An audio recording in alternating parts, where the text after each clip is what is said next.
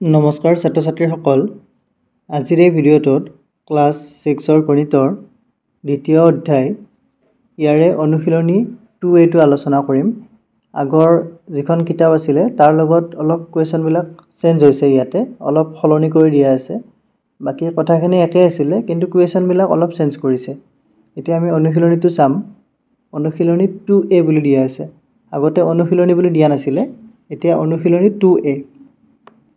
পাইছা বুজি এইখিনি দিয়া আছে। সো এতিয়া ইয়াৰ 1 নম্বৰটো কি দিয়া আছে চোৱা, তলত দিয়াবোৰৰ প্ৰত্যেকৰে উৎপাদকবোৰ লিখা। ইয়াত দুটা দিছে, A ত আছে তোমাৰ 45 আৰু B ত আছে তোমাৰ 60 উৎপাদক। এতিয়া ইয়াৰ সলিউশনটো চাবা, মই তলত লিখি দিছো। 1 সলিউশন, প্ৰথম আমি A টো চাও। 45 দিয়া আছিল 45। এতিয়া আমি 45 টো কেনেকৈ লিখিব পাৰো চোৱা, আমি লিখিব পাৰো এতিয়া 45 টো আমি কেনেকৈ লিখিব পাৰো 1 * 45 = কি হ'ব 45 হে হ'ব। ঠিক তেনেকৈ তোমাৰ 2 ৰে 45 ক আমি হৰণ কৰিব নোৱাৰো কাৰণ 45 টো এটা অযুগ্ম সংখ্যা। 3 ৰে পাৰিম কাৰণ 5 * 4 কিমান 9, 9ক আমি 3 ৰে হৰণ কৰিব পাৰো। তো 3 ৰে 45 ক হৰণ কৰিলে কিমান বাৰ যাব 15 বাৰ যাব। 3 * 15 = 45। ঠিক তেনেদৰে আমি 5 ৰেও পাৰিম, শেষত 5 থাকিলে আমি 5 ৰে হৰণ কৰিব পাৰো কোনো এটা সংখ্যাক। 45ত এককৰ স্থানৰ অংকটো 5 আছে, সো 45ক আমি 5 ৰে হৰণ কৰিব পাৰিম। 5 ৰে হৰণ কৰিলে কিমান হ'ব 5 × 9 = 45 45। ঠিক তেনেকৈ আৰু চোৱা আৰু কি হ'ব পাৰে, তোমালোকে এইটো 3 * 15 = 15 * 3 লিখিব পাৰিবা, একে কথা হ'ব। এইটো বুজি পাইছা চাগে তোমালোকে, কাৰণ এইটো আমি 45 * 1 লিখিব পাৰিম। 1 * 45 টো এইটো 45 হে হ'ব। ঠিক তেনেকৈ তোমাৰ 15 * 3 = 45 হে হ'ব। 9 * 5 = 45 হে হ'ব। তাৰ বাহিৰে আৰু বেলেগ কিবা আছে নেকি চোৱা, যদি নাই তেতিয়াহ'লে 45ৰ উৎপাদক কেইটা কোন কেইটা হ'ব 1 হ'ব, 3 হ'ব, 5 হ'ব। তাৰপিছত আৰু কি হ'ব 9 টো হ'ব, 15 টো হ'ব, 45 টো হ'ব। পাইছা বুজি। সো therefore 45ৰ 45ৰ আমাক কি সুধিছিলে উৎপাদকবোৰ লিখিব দিছিলে। সো উৎপাদকবোৰ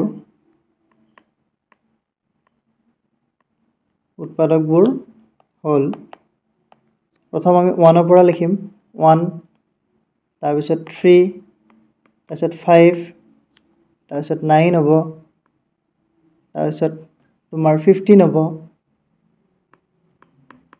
তাৰপিছত কি হ'ব 45। পাইছা বুজি 1, 3, 5, 9, 15 আৰু 45। ঠিক তেনেকৈ আমি এইটো A আছিলে, এবাৰ B নম্বৰটো চাওঁ। B টো কি দিয়া আছিলে আমাক সংখ্যাটো দিয়া আছিলে 60। সো এতিয়া 60 আমি কি কৰিম 1 * 60 = কি লিখিব পাৰিম 60 লিখিব পাৰিম। ঠিক তেনেকৈ 60ক আমি 2 ৰে হৰণ কৰিব পাৰো। সো 2 * 30 = 60 হ'ব। 3 ৰেও পাৰিম, 3 * 20 = 60 হ'ব। পাইছা বুজি। ঠিক তেনেকৈ আমি 4 ৰেও পাৰিম, 4 * 4 ৰে কিমান বাৰ যাব 4 × 4 2 ৰ'ব 20 হ'ব, 4 × 5 = 20। 4 * 15 = 60 হয়। পাইছা বুজি। ঠিক তেনেকৈ 5 ৰেও পাৰিম আমি 5 ৰ লগত 12 পূৰণ কৰিলে কিমান হয় 60 হয়। বুজি পাইছা। 6 ৰেও পাৰিম, 6 * 10 কৰিলে কিমান হ'ব 6 × 10 = 60 হ'ব। সো ইমান কেইটা আমি পালোৱে। আৰু তোমালোকে ওলোটাটো লিখিব পাৰিবা, ওলোটাটো সেই একেই হ'ব। তোমালোকে যদি কি কৰা তোমালোকে 60 * 1 লিখা 60 পাবা। ঠিক তেনেকৈ তোমালোকে কি লিখিব পাৰা 30 * 2 লিখিব পাৰা 60 হ'ব। ঠিক তেনেকৈ 30 * 2 20 * 3 লিখিব পাৰা 60। তাৰপিছত কিমান আছিলে এইটো 15 * 4 লিখিব পাৰা 60। 12 * 5 লিখিব পাৰা 60। পাইছা বুজি। সো সেইটো আৰু মই লিখি দিয়া নাই, এতিয়া তোমালোকে বুজি পাইছা যে ইয়াৰ উৎপাদক কেইটা কি হ'ব 1 2 3 4 5 তাৰপিছত কিমান হ'ব 5 তাৰপিছত 10 হ'ব 6 হ'ব 12 15 20 30 60 এইটা গোটেইকেইটা কি হ'ব 60 ৰ উৎপাদক পাইছা বুজি সো therefore 60 ৰ উৎপাদকবোৰ হল কি হ'ব 1 2 3 4 5 6 6 ৰ পিছত ডাইৰেক্টলি 10 আহিব 10 12 তাৰ পিছত তোমাৰ 15 20 তাৰপিছত 30 60 পাইছা বুজি ইয়াত কিবা ৰৈ গল নেকি চাবা তোমালোকে ভালদৰে এতিয়া 1 নম্বৰৰ সলিউশনটো এইখিনি হ'ব এতিয়া আমি চাম 2 নম্বৰটো কি দিয়া আছে চোৱা 2 নম্বৰটো আছে তোমাৰ তলত দিয়াবোৰৰ প্ৰত্যেকৰে 4টাকৈ গুণিতক লিখা এতিয়া ইয়াত আমাক গুণিতক লিখিব দিছে গুণিতক মানে গুণ মানে কি আছিল পূৰণ মাল্টিপল গুণিতক কেনেকৈ লিখিবা এটো ইজি আছিল সো 2 সলিউশন এই নম্বৰত কি দিয়া আছে 6 6ৰ 4টা গুণিতক কি লিখিব পাৰিবা তোমালোকে 6ৰ 4টা গুণিতক হ'ব তোমাৰ 1 * 6 6 2 * 6 12 বুজি পাইছা একেবাৰে ইজি এটো এতিয়া ডাইৰেক্টলি লিখি দিছো আৰু 1 * 6 = 6 তাৰপিছত তোমাৰ 2 * 6 বা উলুটাকৈ লিখিব পাৰা তোমালোকে যদি কোৱা 1 টো কিয় দিছা প্ৰথমতে উলুটাকৈ লিখিলেও কোনো কথা নাই 6 * 1 = 6 6 * 2 = 12 6 * 3 = 18 6 * 4 = 24 4টাকৈ লিখিব দিছে therefore কি লিখিবা 6ৰ 4টা গুণিতক হল 4টা গুণিতক হল কি তলত লিখি দিছো 6 12 তাৰপিছত 18 আৰু 24 আৰু আছে গুণিতকটো অসীম আছিল এতিয়া মই ইয়াত 4ত বি নম্বৰটো কৈ দিছো চোৱা বি নম্বৰটো 4ত লিখি দিছো বি টো কি দিয়া আছিল তোমাৰ 11 এতিয়া নাও 11 * 1 = 11 হ'ব ঠিক তেনেকৈ 11 * 2 22 11 * 3 33 11 * 4 = 44 4টা পাই গলো তোমালোকে যদি ইচ্ছা কৰা 11 * 1 11 হেতু নেলিখি বেলেগো লিখিব পাৰিবা তোমালোকে যদি ইচ্ছা কৰা এটো বাদ দিলো ধৰা এটো মই নিলিখো তেতিয়ালে তোমালোকে ইফালে 11 * 5 কৰি দিবা 55 হ'ব পাইছা বুজি এতিয়া লিখি দিয়া ইয়াতে therefore 11ৰ 4টা গুণিতক হল কি পালো আমি 11 22 33 44 আৰু এটা দিয়া আছিল সি নম্বৰটো কি হ'ব চোৱা এটো দিয়া আছিল তোমাৰ 73 এটো অলপ ডাঙৰ সংখ্যা দিছে চোৱা 73 নাও এতিয়া এটাটো বাৰু সহজ হৈ যাব 73 * 1 কৰিলে আমি কি পাম 73 পাম ঠিক তেনেকৈ 73 ৰ লগত 2 পূৰণ কৰিলে কিমান পাম কৰি চাব লাগিব কি হ'ব চোৱা 73 * 2 2 3 গুণ 6 2 7 গুণ 14 146 হ'ব ঠিক তেনেকৈ চোৱা 73 * 3 3 3 গুণ 9 7 3 গুণ 21 219 হ'ব ঠিক তেনেকৈ 73 * 4 কৰিলে কিমান হ'ব 7 3 গুণ 21 1 7 গ'ল 2 7 4 গুণ 28 28 2 30 301 73 চাৰিটা উৎপাদক হ'ল কি লিখিবা 73 146 219 আৰু 301 তোমালোকে চাই ল'বা পূৰণকেইটা ভালদৰে কৰিবা যাতে কোনো খেলিমেলি নহয় এতিয়া আমি চাম কোৱেশ্চন নম্বৰ 3 কোৱেশ্চন নম্বৰ 3 টো কি দিয়া আছে চোৱা 3 টো দিয়া আছে তলৰ সংখ্যাকেইটাৰ তিনিটা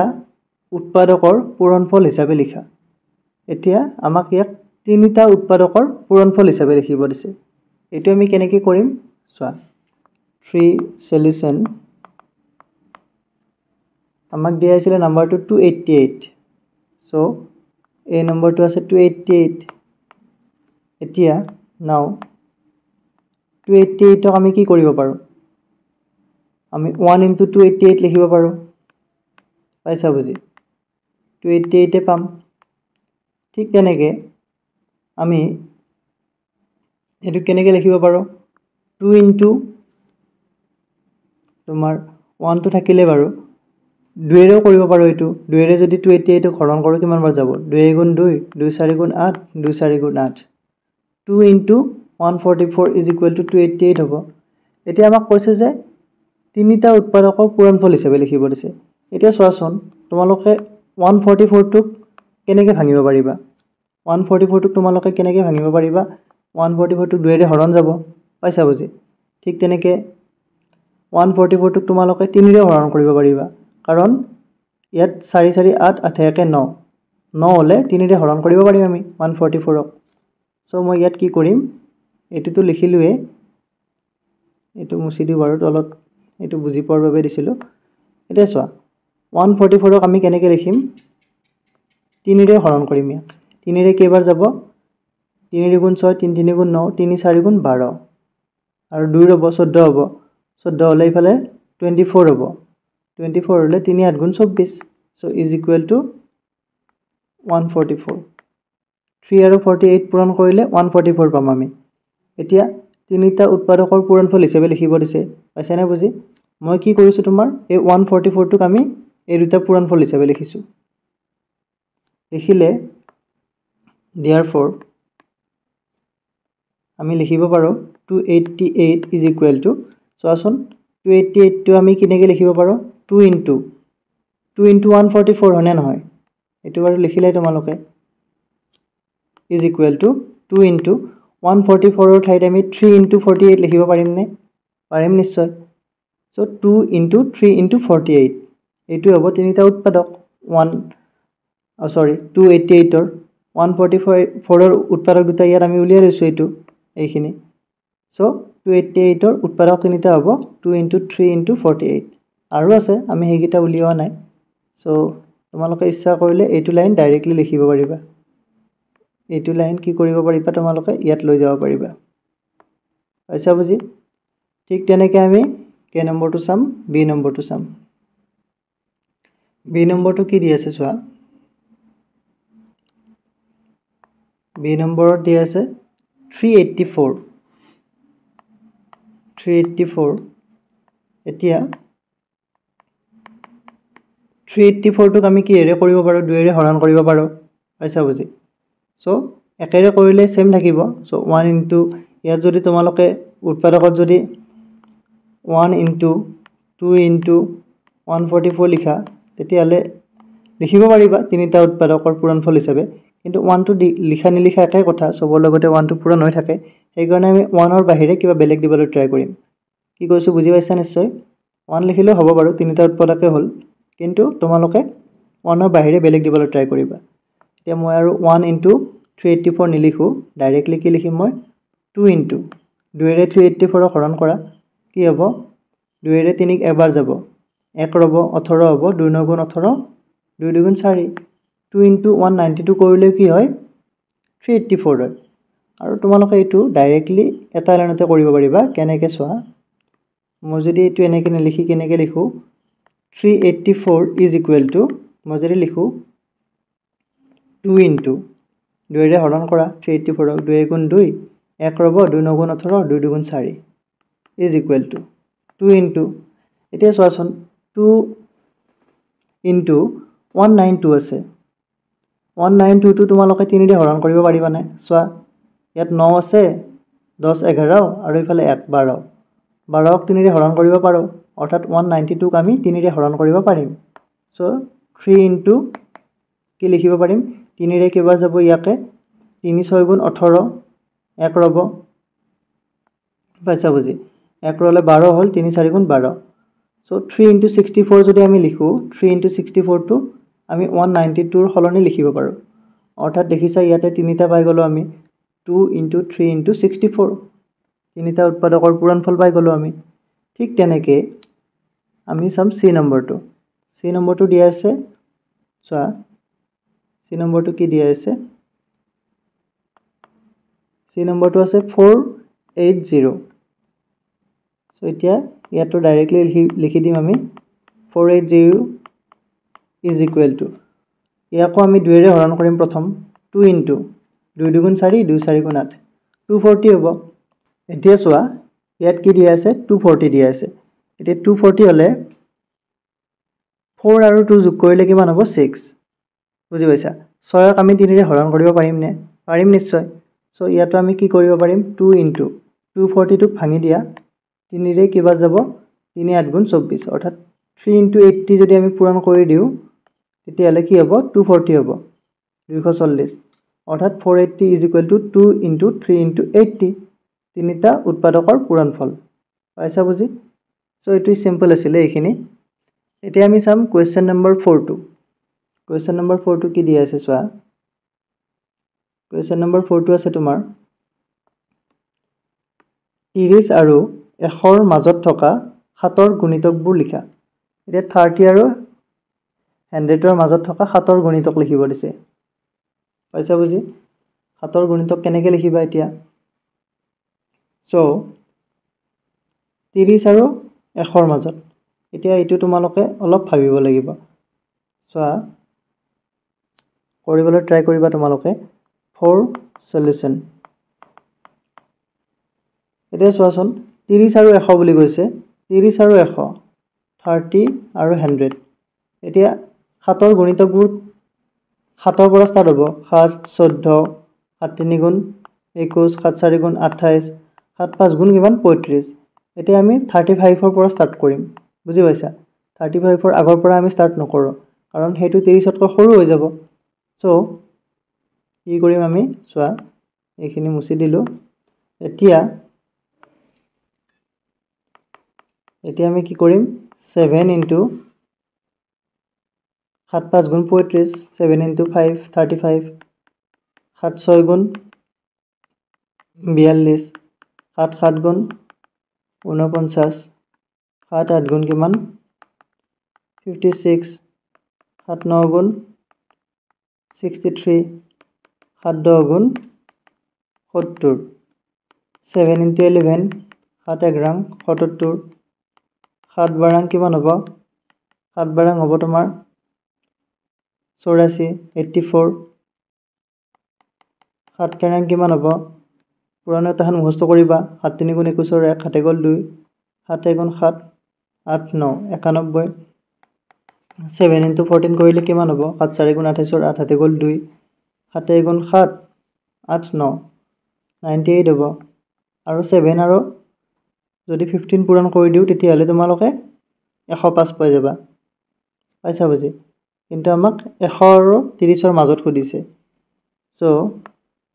therefore কি হ'ব 30 আৰু 100 ৰ মাজৰ 7 ৰ গুণিতকবোৰ হ'ল গুণিতক কৰিছিলে 7 ৰ গুণিতকবোৰ বা গুণিতক কেইটা হ'ল এটা লিখি দিয়া তোমালোকে 35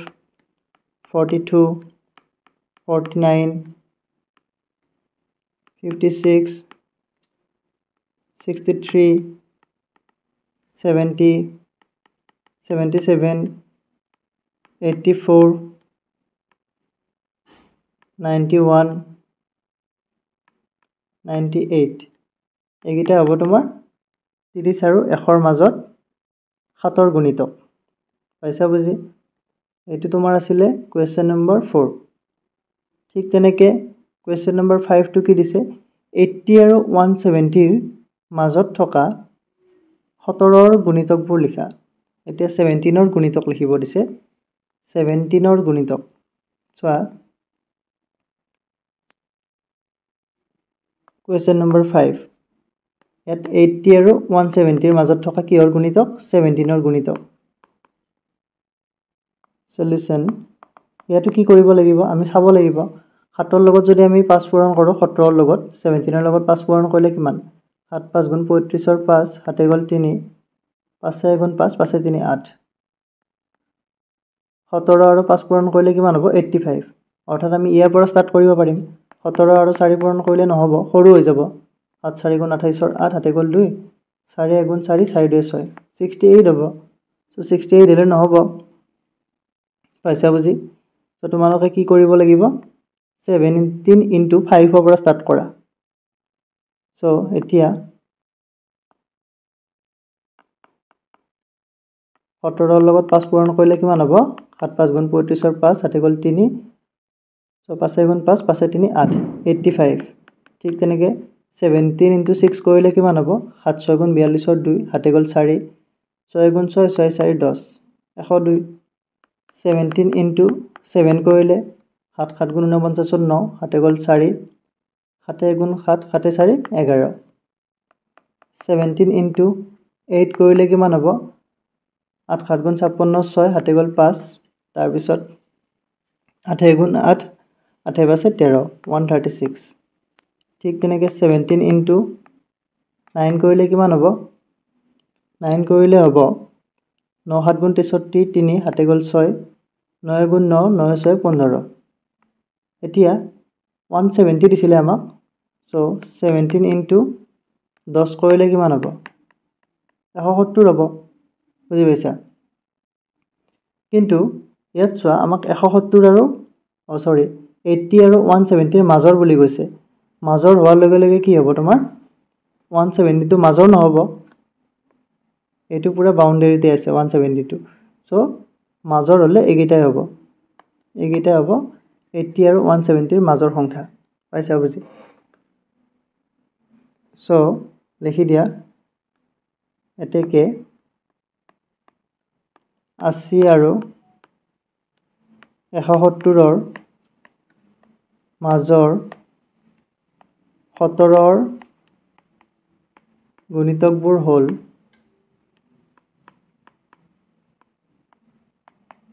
কি হ'ল তোমাৰ এটো কৰিছোৱা 85 102 119 136 153 একেটাই পাইছা বুজি এতিয়া কুৱেশ্যন নম্বৰ 6 টো চাও আমি কি দিয়া আছে 50 আৰু 190 ৰ মাজত থকা 19 ৰ গুণিতকবোৰ লিখা ইয়াত 19 ৰ গুণিতক লিখিব দিছে এটো সেই আগৰ প্ৰচেছতে কৰিব লাগিব সো 6 সলিউশন 6 ৰ সমাধান এতিয়া চোৱাচোন তোমালোকে 19 ৰ ঘাইটো মনত থাকিলে তো একেবাৰে ভাল কথা এতিয়া 19 ৰ লগত কি পূৰণ কৰিলে তোমালোকে 50 বা 50 তকৈ ডাঙৰ সংখ্যা পাবা 19 ৰ লগত 1 পূৰণ কৰিলে 19 হ'ব 19 দুগুণ 38 19 ৰ লগত যদি আমি 3 পূৰণ কৰো কিমান হ'ব 19 3 গুণ 57 হ'ব অৰ্থাৎ 50 তকৈ ডাঙৰ আমাক সংখ্যা দুটা কি দিছিলে 50 আৰু কিমান আছিল তোমাৰ 190 আছিল সো এই দুটাৰ মাজত থকা সংখ্যা আমি চাব লাগিব 50 আৰু 190 ৰ মাজত সো 3 পৰা ষ্টাৰ্ট হ'ব 19 into 3 57 হয় সো তোমালোকে নেওতাখনে লিখি যোৱা আৰু 19 into 3 is equal to 57 ঠিক তেনেকে 19 into 4 9 4 গুণ 37 6 7 গল 3 4 গুণ 4 4 3 কিমান হ'ব 7 76 তাৰ পিছত 19 আৰু 4 পূৰণ কৰিলে কিমান হ'ব 5 পূৰণ কৰিব লাগিব 4 টো কৰিলুৱে 19 into 5 5 9 গুণ 45 ৰ 5 7 গল 4 5 4 9 95 ঠিক তেনেকে 19 into 6 19 6 গুণ কিমান হ'ব 9 6 গুণ 54 4 7 গল 5 6 গুণ 6 6 5 11 114 হ'ব ঠিক তেনেকৈ 19 আৰু 7 পূৰণ কৰা 7 পূৰণ কৰিলে কিমান হ'ব 7 9 গুণ 63 3 হাতে গ'ল 6 7 গুণ 7 7 6 কিমান 13 133 ঠিক তেনেকৈ 19 ইনটু 8 পূৰণ কৰা 19 লগত 8 9 গুণ 72 2 হাতে গ'ল 7 8 গুণ 8 8 7 15 152 হ'ব পাইছা বুজি ঠিক তেনেকৈ 19 লগত 9 পূৰণ কৰা 9 9 গুণ 81 1 হাতে গ'ল 8 9 গুণ 9 9 8 কিমান 17 171 তাৰপিছত 19 লগত 10 পূৰণ কৰিলেতো গম পাবাই 190 হ'ব কিন্তু 190টো আমাক নালাগে 190তকৈ সৰু লাগে কুৱেশ্যনটো চাবা 50 আৰু 190ৰ মাজত বুলি ক'লে 190টো নপৰে পাইছা বুজি therefore লিখি দিয়া 50 আৰু 190ৰ মাজত থকা 19ৰ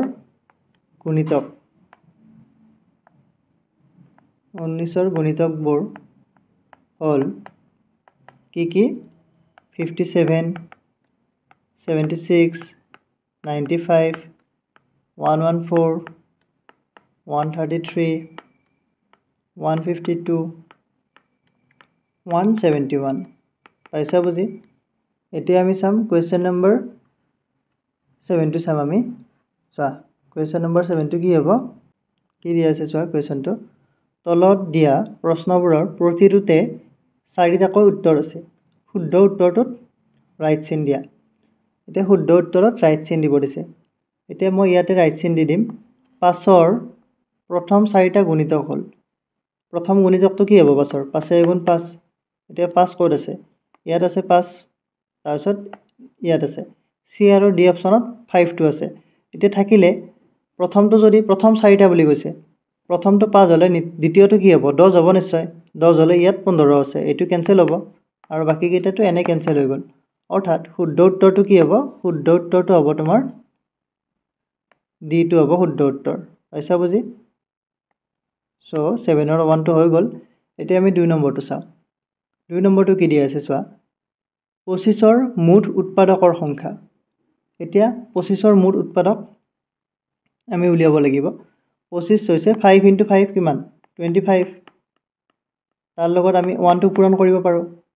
পাইছা বুজি তাৰপিছত চোৱা 25 = একেৰে হৰণ যাব 5ৰে যাব 5 দুটা থাকিলে এটাই ধৰিম আমি তাৰপিছত তোমাৰ 25ৰে যাব অৰ্থাৎ 25ৰ মুঠ উৎপাদক কিমান হ'ব মুঠ উৎপাদকৰ সংখ্যা হ'ব 3টা 1 5 আৰু 25 সো ইয়াত 3 ক'ত আছে ৰাইট এনসাৰ হ'ব তোমাৰ বি পাইছা বুজি ঠিক তেনেকৈ তোমাৰ 3 নম্বৰটো চোৱা 8ৰ গুণিতকৰ সংখ্যা এতিয়া তোমালোকে পাই আহিছা গুণিতক অসংখ্য থাকে অৰ্থাৎ আমি গুণিতকবোৰ কি কৰিব নোৱাৰো গণি পিনে শেষ কৰিব নোৱাৰো সো ইয়াৰে শুদ্ধ উত্তৰ হ'ব তোমাৰ ডি2 বুজি পাইছা গুণিতক আমি শেষ কৰিব নোৱাৰো ঠিক তেনেকৈ ইয়াৰ পিছত আমি চাম 4 নম্বৰটো 4 নম্বৰটো ক'ত আছে এইটো 4 নম্বৰটো কি দি আছে চোৱা 6ৰ উৎপাদক কেইটা হ'ল 6ৰ উৎপাদক কি হ'ব 6 উৎপাদক কি হ'ব ইয়াত সমান চিন দি আছো সমান চিন একচুয়ালি দিব নালাগে 6ৰ উৎপাদক হ'ব তোমাৰ 1 হ'ব 2ৰে 6 হৰণ কৰিব পাৰো 2 হ'ব ঠিক তেনেকৈ 3ৰে হৰণ কৰিব পাৰো 3 হ'ব তাৰ পিছত আমি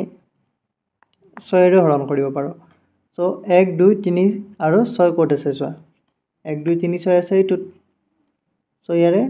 ৰাইট এনসাৰ হ'ব তোমাৰ ডি পাইছা বুজি 4 নম্বৰটো হ'ল এতিয়া আমি চাম 5 নম্বৰটো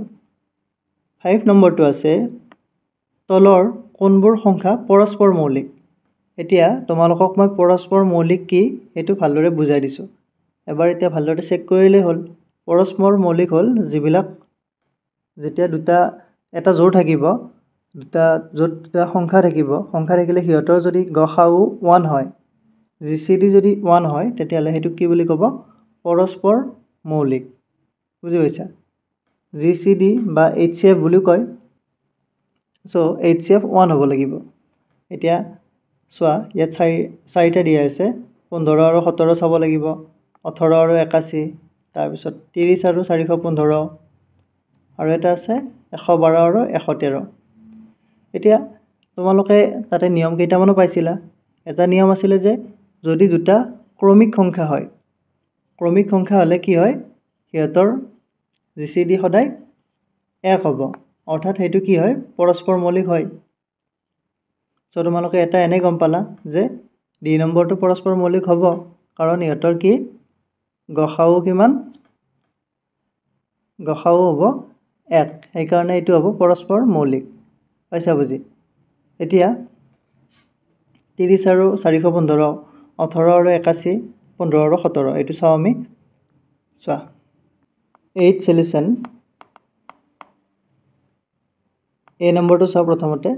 দিয়া আছে 15 আৰু 17 এতিয়া চোৱা নাও 15 টো আমি কি লিখিব পাৰো 15 is equal to 3 into 5 লিখিব পাৰো ঠিক তেনেকৈ 17 টো কি লিখিব পাৰো 17 টো এটা হৈছে মৌলিক সংখ্যা সো 1 into 17 এতিয়া 3 into 5 ৰ লগত আমি 1 টো পূৰণ কৰিব পাৰো অৰ্থাৎ ইহঁতৰ গসাউ কি হ'ব গসাউ গৰিষ্ঠ সাধাৰণ উৎপাদক হ'ব 1 এতিয়া গসাউ 1 হোৱাৰ লগে লগে ইহঁত কি হ'ব পৰস্পৰ মৌলিক বুজি পাইছা যিহেতু গসাউ HCF বুলি আছে কিতাপত এটো 15 বা যেটো অসমীয়া মিডিয়ামত সো কি লিখি দিম গ খা উ গসাউ কিহৰ 15 আৰু 17 কিমান হ'ব 1 therefore 15 আৰু 17 কি হ'ব পৰস্পৰ মৌলিক 15 আৰু 17 পৰস্পৰ মৌলিক পাইছা বুজি ঠিক তেনেকৈ আমি বি নম্বৰটো চাও বি নম্বৰটো কি দিয়া আছে তোমাৰ 18 আৰু 81 ইয়াতো চোৱা ইয়াত কি কৰিম আমি এতিয়া তোমাৰ 18 টো আমি কি লিখিব পাৰো 18 is equal to 18 তোমালোকে যদি এটো ছুটি নিয়মেৰে হৰণ কৰা 18 টো কেনেকৈ কৰিব পাৰিবা 2 9 গুণ 18 তাৰপিছত 3 3 গুণ 9 পাইছা বুজি সো এটা আমি লিখিব পাৰিম 2 into 3 into 3 ঠিক তেনেকৈ আৰু এটা দিয়া আছে 81 is equal to 81 টো 9 9 গুণ 81 গমে পাইছা সো 9 9 গুণ 81 হলে 9 টো আমি দুটা জিনি লিখিব পাৰো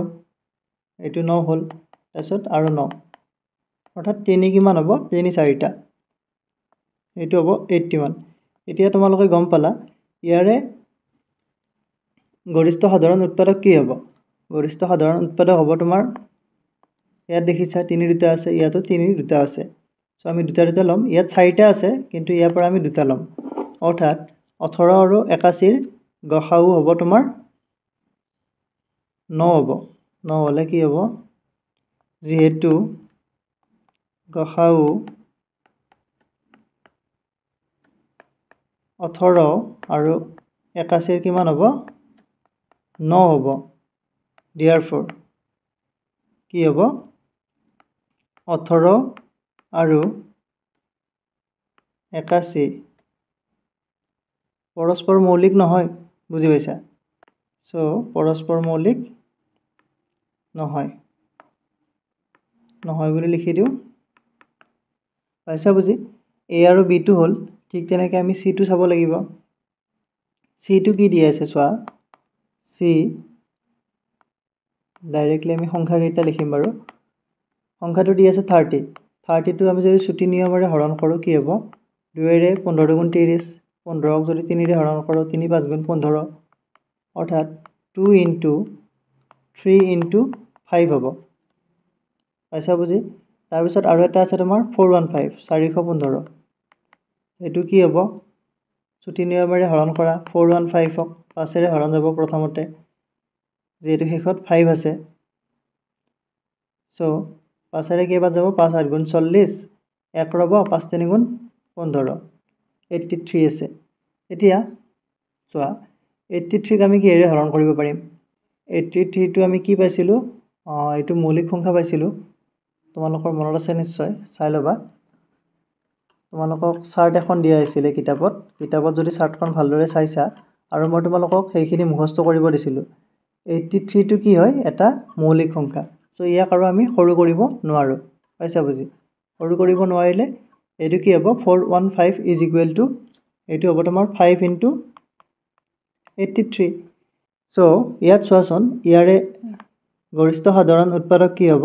5 হ'ব দুইটাতে 5 আছে দেখিছা 5 হলে যেহেতু গসাউ গৰিষ্ঠ সাধাৰণ উৎপাদক 30 আৰু কিমান আছিলে 415 আছিলে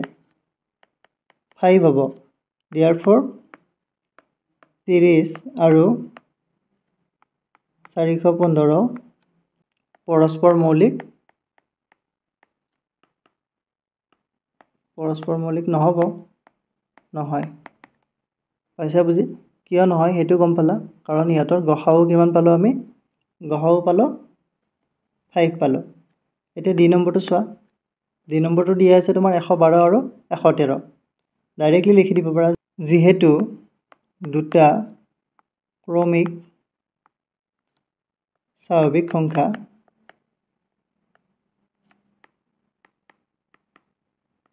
সংখ্যা পৰস্পৰ মৌলিক হয় এইটো কিতাপত দিয়া আছে পৰস্পৰ মৌলিক হয়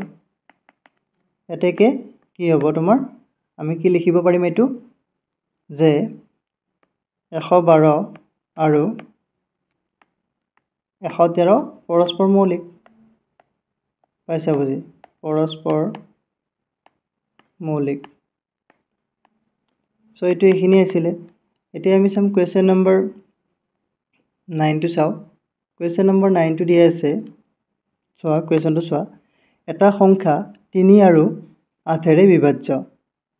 আন কোনটো সংখ্যাৰে সেই সংখ্যাটো বিভাজ্য হ'ব বুজি পাইছা আমাক এটা সংখ্যা দিয়া আছে যেটো সংখ্যা তোমাৰ কি হয় 3 আৰু 8 ৰে বিভাজ্য হলে সেই সংখ্যাটো আন কি সংখ্যাৰে বিভাজ্য হ'ব হেতু সুধিছে এতিয়া চোৱাচোন দিয়া আছে এটা সংখ্যা 3 আৰু 8 ৰে আমি কি কৰিব পাৰো হৰণ কৰিব পাৰো হৰণ কৰা মানে বিভাজ্য 3 আৰু 8 আমি কি উলিয়াব লাগিব এলসিয়াম উলিয়াব লাগিব মানে লসাগু উলিয়াব লাগিব 3 আৰু 8 লসাগু কিমান হ'ব 24 অৰ্থাৎ 24ক আমি 3 ৰে হৰণ কৰিব পাৰিম আৰু 8 ৰে হৰণ কৰিব পাৰিম এতিয়া কৈছে যে আন কোনটো সংখ্যাৰে সেই সংখ্যাটো বিভাজ্য হ'ব আন তোমালোকে এইটো সংখ্যা 1 ৰেও পাৰিবা 1 টো বাৰু আমি নিলিখো বেলেগ কি সংখ্যাৰে বিভাজ্য হ'ব এইটো 2 ৰে হ'ব ঠিক তেনেকৈ 3 ৰেটো হলে তাৰ পিছত 4 ৰে হ'ব 6 4 গুণ 24 6 ৰে হ'ব বুজি পাইছা 8 ৰেটো হলে তাৰ পিছত 9 ৰে নহব 12 ৰে হ'ব 12 গুণ 24 বুজি পাইছা ইমান কেইটা সংখ্যাৰে ইয়াক আমি কি কৰিব পাৰিম হৰণ কৰিব পাৰিম এইটো ইংৰাজীত কি দিয়া আছে কোৱেশ্চনটো চাও এইটো আছিল 10 নম্বৰ কোৱেশ্চনটো চোৱা ইংৰাজীত দিয়া আছে A number is divisible by 9 নম্বৰটো আছিল কি দিয়া আছে A number is divisible by 3 and 8 এইখিনি ঠিকে দিয়া আছে তাৰ পিছত দিয়া আছে by which least number will that number be compositely divisible এতিয়া কি কৈছে যে কোনটো আটাইতকৈ সৰু সংখ্যাৰে হেতুক আমি হৰণ কৰিব পাৰিম বুজি পাইছা সো সৰু সংখ্যা বুলি ক'লে ইয়াত 2 ৰে হৰণ হ'ব 2 ৰে আমি হৰণ কৰিব পাৰিম কাৰণ 8 আৰু 3 ৰ এলসিয়াম উলিয়ালে কিমান হ'ব 24 হ'ব 24ক আটাইতকৈ সৰু সংখ্যা কিহেৰে হৰণ কৰিব পাৰিম 2 ৰে পাৰিম সো ইয়াৰ আনসাৰটো ইয়াত 2 হ'ব কিন্তু আমাক অসমীয়া মিডিয়ামত কোৱেশ্চনটো অলপ বেলেগকৈ সুধিছে পাইছা বুজি এটো তোমালোকে কি লিখিবা মই আনসাৰটো ইয়াৰ হিচাপতে দি দিম বাৰু so question number 9 solution given দিয়া আছে এটা সংখ্যা 3 আৰু 8 ৰে বিভাজ্য পাইছা বুজি এতেকে লসাগু কিমান হ'ব লসাগু লঘিষ্ঠ সাধাৰণ গুণিতক এলসিএম 3 আৰু 8 কিমান হ'ব 24 হ'ব 24 হলে এতেকে অসমীয়া মিডিয়ামৰ হিচাপত এইটো কোৱেশ্চনটো দি আছো মই আনসাৰটো ইংলিছত ইয়াৰ এনসাৰটো তোমাৰ 2 হ'ব কিন্তু আমাৰ অসমীয়া মিডিয়ামত কোৱেশ্চনটো অলপমান চেঞ্জ কৰাই আছে আন কোনটো সংখ্যাৰে সেই সংখ্যাটো বিভাজ্য হ'ব কিন্তু ইংৰাজী মিডিয়ামত আছে আন কোনটো সৰু সংখ্যাৰে সেই সংখ্যাটো বিভাজ্য হ'ব এতিয়া আন কোনটো বুলি কৈছে সো এটাকে 24ক আমি হৰণ কৰিব পাৰিম তোমাৰ 2ৰে হৰণ কৰিব পাৰিম ঠিক তেনেকে 3 টো দিয়া আছে 4ৰে পাৰিম 5ৰে নোৱাৰিম 6ৰে পাৰিম তাৰ পিছত 8 টো দিয়া আছে 9ৰে 24ক হৰণ নাযাব 10ৰে নাযাব 12ৰে যাব বুজি পাইছা 12ৰে যাব লগতে তোমাৰ 24ৰে যাব এইকেইটাৰে কি কৰিব পাৰিম আমি 24ক হৰণ কৰিব পাৰিম সো এইকেইটা হ'ব এইকেইটা সংখ্যাৰে আমি লিখিব পাৰিম therefore 2 4 6 12 আৰু 24 সংখ্যাৰে সেই সংখ্যাটো বিভাজ্য হ'ব সেই সংখ্যাটো বিভাজ্য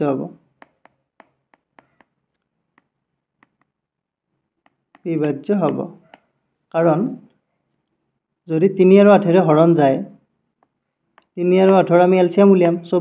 24ক এইকেইটাৰে হৰণ যাব সো এইকেইটা সংখ্যাৰে ইহঁতে যেটো সংখ্যা হৰণ কৰিব ইহঁতে হেতু হৰণ কৰিব পাৰিব পাইছা বুজি আশা কৰো এটো বুজি পালা এতিয়া কোৱেশ্চন নম্বৰ 10 টো চাম আমি কোৱেশ্চন নম্বৰ 10 টো কি দি আছে চোৱা কোৱেশ্চন নম্বৰ 10 টো আছে এটা সংখ্যা 15ৰে বিভাজ্য আন কি সংখ্যাৰ দ্বাৰা সেই সংখ্যাটো বিভাজ্য হ'ব সো 10 নম্বৰটো চোৱা এটো তোমাৰ ইজি দিয়া আছে 10 সলিউশন এটা সংখ্যা 15ৰে বিভাজ্য আমি জানো 15 টো কি লিখিব পাৰিম আমি এতিয়া 15 is equal to 15 টো আমি লিখিব পাৰো 3 into 5 লিখিব পাৰো বুজি পাইছা 15 টো যদি 3 into 5 হয় তেতিয়ালে আন কি সংখ্যাৰে সেই সংখ্যাটো বিভাজ্য হ'ব সো 3 আৰু 5 ৰে হ'ব 3 5 ৰে হ'ব তাৰ লগতে 1 ৰে আমি বিভাজ্য কৰিব পাৰিম হৰণ কৰিব পাৰিম যিকোনো সংখ্যাক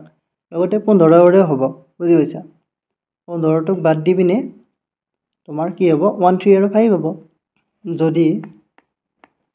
সংখ্যাটো 15ৰে 15ৰে বিভাজ্য হয়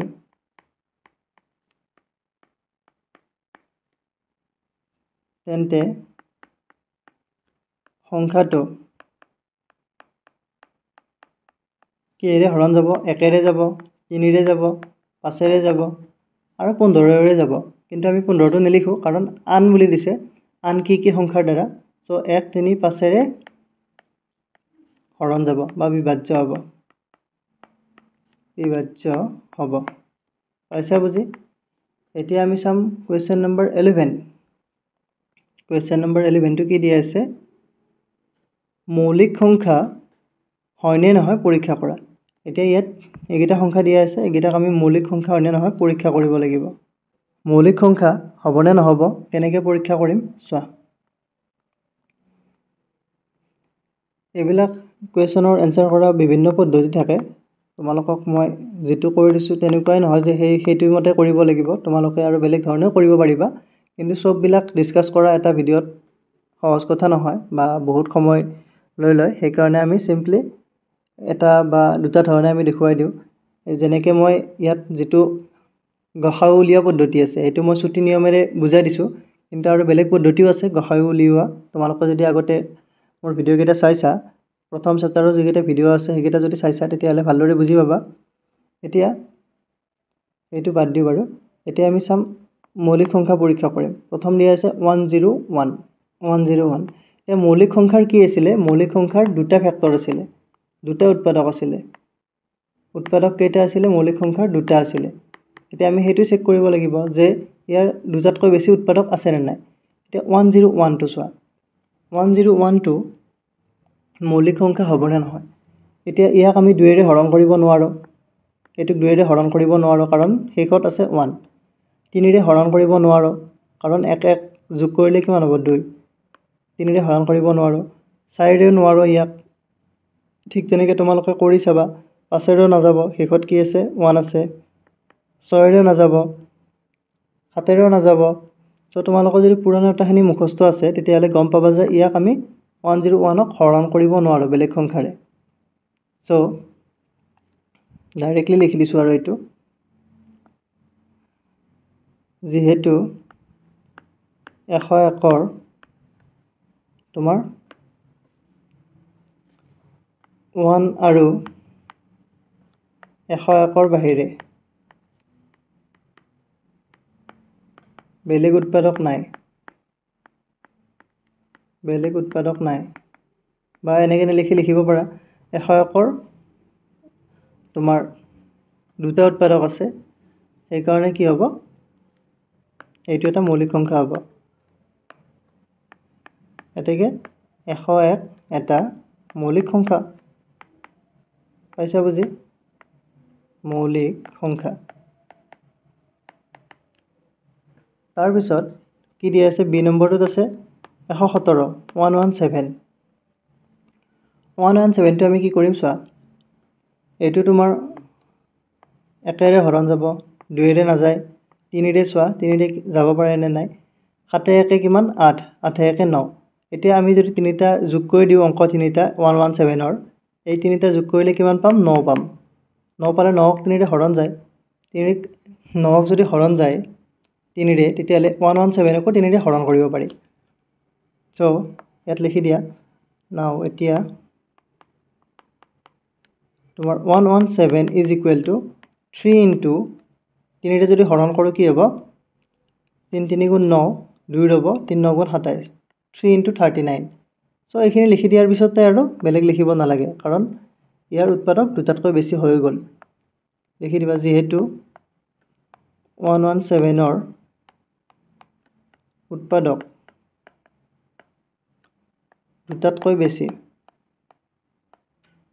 দুটাতকৈ বেছি হলে কি হ'ব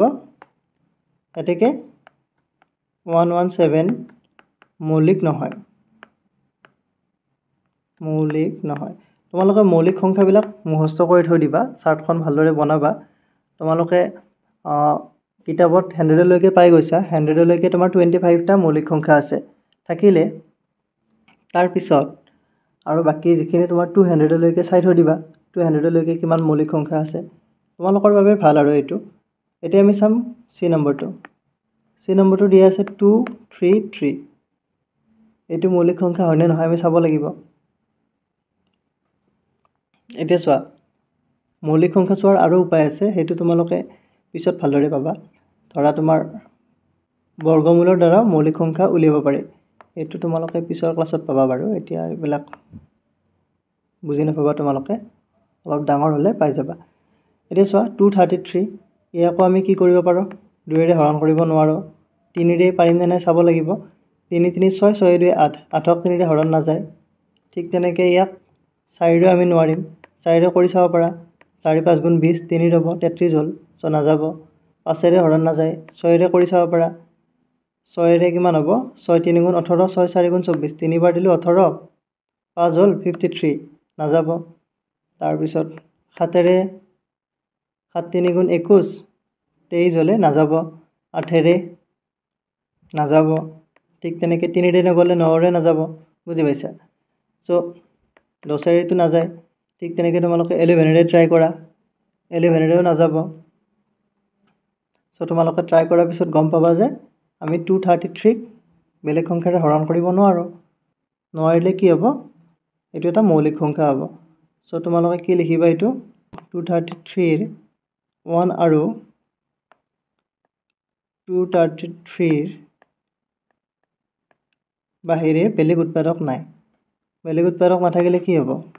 therefore 233 এটা মৌলিক সংখ্যা আশা কৰোঁ এইটো ভালদৰে বুজি পাইছা আজি আমি এক্সাৰসাইজ 2a আলোচনা কৰিলোঁ নেক্সট ভিডিঅ'ত আমি এক্সাৰসাইজ 2b আলোচনা কৰিম তাৰ আগত যদি কিবা বেসিক জানিবলগীয়া আছে সেইখিনিও আমি ডিসকাস কৰিম আশা কৰোঁ ভিডিঅ'টো চাই ভালদৰে বুজি পাইছা সো যদি ভিডিঅ'টো ভাল লাগিছে like comment share and subscribe কৰি দিবা thank you thanks for watching